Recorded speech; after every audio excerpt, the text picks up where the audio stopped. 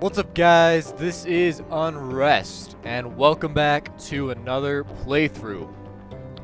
So, Quill18 actually inspired me to buy this game. He put it out there, put a video on this game recently, and basically what I got from the video is that this game is extremely story-driven. It's one of those games that basically there's very little action, and it's a lot of reading and dialogue type of a game. It's, well, story-driven gameplay in its truest form. So we're just gonna get right into it. I am excited to play this game, and I wanted to play it blind for you guys. You know, yes, I could go through and I could play through and then do it again, but I'd rather play through blind, not know what's coming, and be excited just as much as you guys. I did play the demo, so there is a part of this game at some point that I do know exactly what could happen. But other than that, I have absolutely no idea. So there's two difficulties in this game. You have Myth and you have Mortal. Mortal is basically, it's your Iron Man, as it says. Those untouched by destiny must live with their decisions. Or it's Myth. Time itself can twist to aid those touched by destiny. We're just going to go with Iron Man. You know, what we do is what we do, and that's just how it's going to be, even if it hurts us or it helps us, whatever. We're going to be TVOBT. Here we go. Accept. And we're going to start. So what are we doing? So, I know there's like 5 or 6 different characters in the game, and each, you follow their own stories, and you kind of determine their fate for what's going to happen. So this is the first character we're coming up with, right here. You are Asha, sole heir to the throne of Bimra, 12 years old. Bimra, a city built by your ancestors, has stood for almost 2 centuries. At its prime, Bimra was a sight to behold, a prosperous center of trade and an example to other kingdoms. However, those days are long gone. It has been many months since rainfall, and the earth is dry as bone. There's not enough food to go around, and the underclasses are starting to get desperate. Today, Asha's parents hope to reverse Bimra's troubles. They are poised to make the decision that will redeem them in the public's eye or condemn them. We are a princess, Princess Asha, the daughter of the royal family of Bimra. We are naive, because we have never left the palace. Okay. Now this much was in Quill18's little bit. All the way up to talking to this random palace guard, who's just some random NPC, has nothing to really say. It's like, you know, unnamed NPCs all pretty much respond the same way. And then named NPCs, like Avinash, are special. So, before we go any further, let's look at our map. We don't really know anything about the map. Alright. Pause, then traits we've already been to. Journal. The treaty.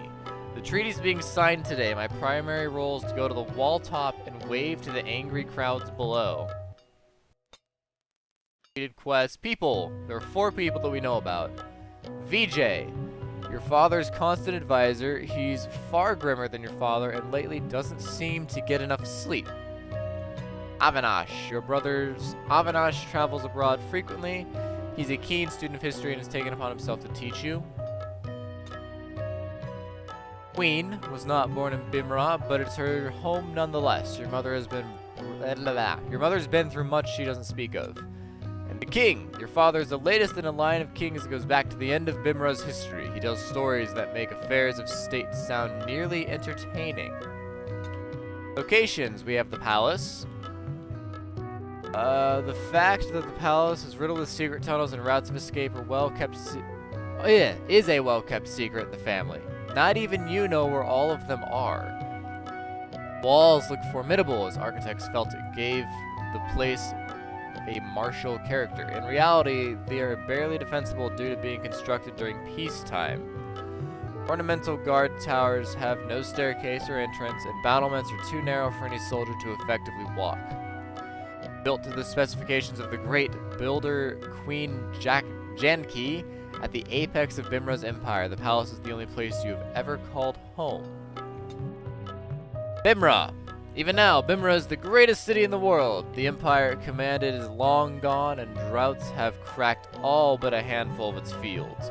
But none doubt that your fortunes will improve with the generations. And history, the treaty.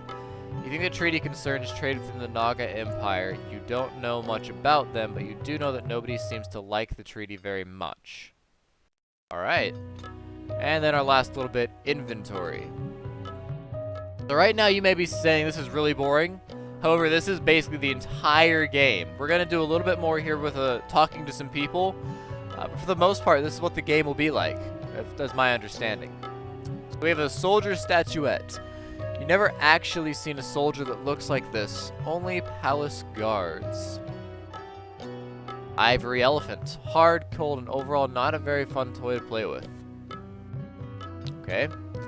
Naga grammar. Their tongue is unintuitive, but to an applied intellect, it is very possible to learn and even speak. There. Crown. A symbol of power over the kingdom. Your parents often entrust it to you. And bangle. Can't just call it a bracelet. It's what it is. Royal family heirloom has been passed from one generation of Bimra's queen to the next. And we have 451 monies. 451 coins. Alright, well, let's go and talk to Avinash. Asha, I know it's scary out there, but you're the princess. People need to know their princess is there for them on big, important days like this. It's not scary. I've seen angry mobs before. Put on a brave face. People don't want to see me. Every time they yell, I don't like it.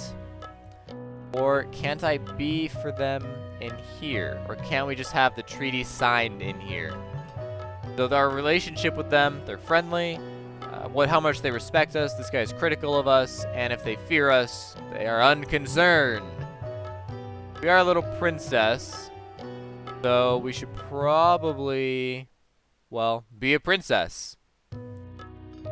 People don't want to see me. Every time they yell, I don't like it. It's not your fault. People are upset at your parents, and it's not your parents' fault either. They can't control the drought or the famines. They can't give homes to everyone in the slums. They're doing everything they can. Everyone sure acts like it's their fault. They're signing a treaty. People don't like the treaty, so isn't it their fault? I know Mom and Papa already explained everything. But isn't it their fault?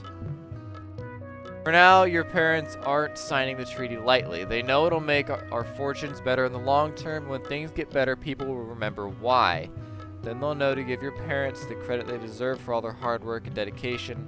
There's a reason your father's bloodline and your mother's have been rulers for so long. They were born to do so, just as you are. I don't really know why the slums don't like the treaty. Who can say? But I reviewed the facts with your parents, and I agree that Naga Empire Trade Network will be the best thing that ever happened to Bimra.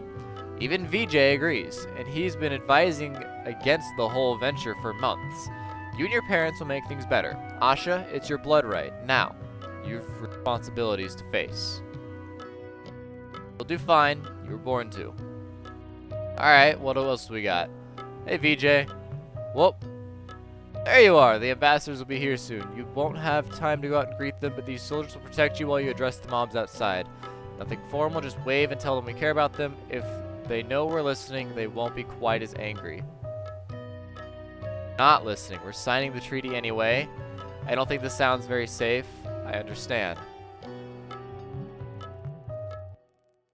I want to go with I understand. If this is truly good for the Empire, then I understand. Let's attempt to appease the crowd, and we will sign the treaty and hopefully benefit the Empire.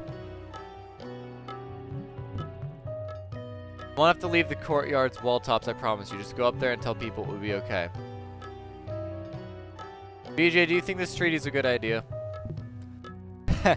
That's a complicated question. I do think the treaty is a good idea. I think it can help Bimra a lot. But I'm also afraid we're not going to use the treaty as well as we could, and I think that's part of why people don't like it. They're afraid of the Naga. That's another part. I just wish your parents would take the people's reaction more to heart. Don't stray from the guards, and when the ambassadors do arrive, you can show them the greeting you learned in their language. I bet they'll be very impressed. We want them to be impressed. We? Yes, I guess. I don't know. Nobody really explains anything to me, even you don't. We do want them to be impressed. I will agree. Yes, we want them to be impressed. Today's important. You should remember today because one way or another, today is when things are going to change. Sure.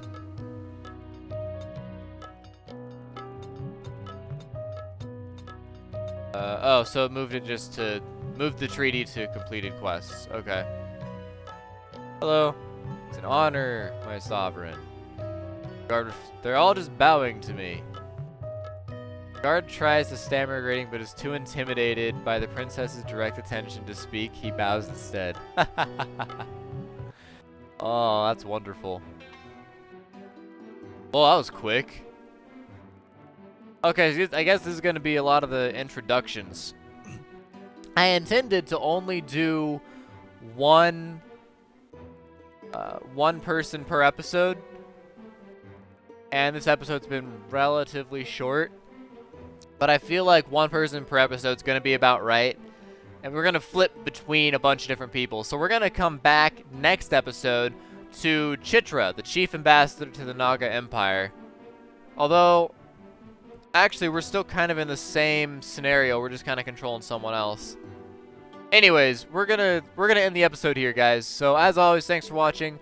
I will see you next time as Chitra, the chief ambassador of the Naga Empire, age 56. See you guys then.